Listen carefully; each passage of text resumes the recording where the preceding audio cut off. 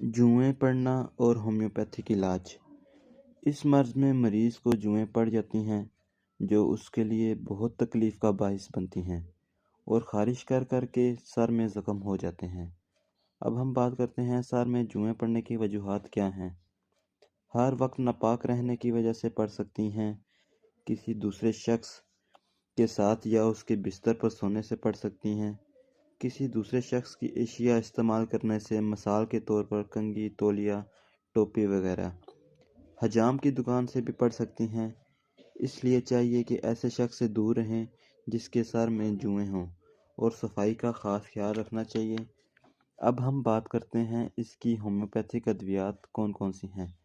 Homeopathic ادویات علامات اور ہسٹری کے مطابق استعمال کی جاتی ہیں، اس لیے چاہیے دوا استعمال کرنے سے پہلے اپنے ڈاکٹر سے رجوع ضرور کریں۔ یہاں کچھ مخصوص ادویات کا ذکر کیا جائے گا۔ سب سے پہلی دوا کا نام ہے بیسیلینم۔ صبح شام 5 قطرے تھوڑے سے پانی کے ساتھ استعمال کریں۔ دوسری دوا کا نام ہے ونکا مائنر۔ صبح شام 5 قطرے تھوڑے سے پانی کے ساتھ۔ تیسری دوا کا نام ہے اسٹیفس سگیریا۔ صبح شام 5 قطرے تھوڑے سے پانی کے ساتھ۔ ساری دوائیں کھانے کے بعد استعمال کرنی ہیں۔ امید ہے آپ کو ویڈیو اچھی لگی ہوگی۔ اگر ویڈیو اچھی لگے تو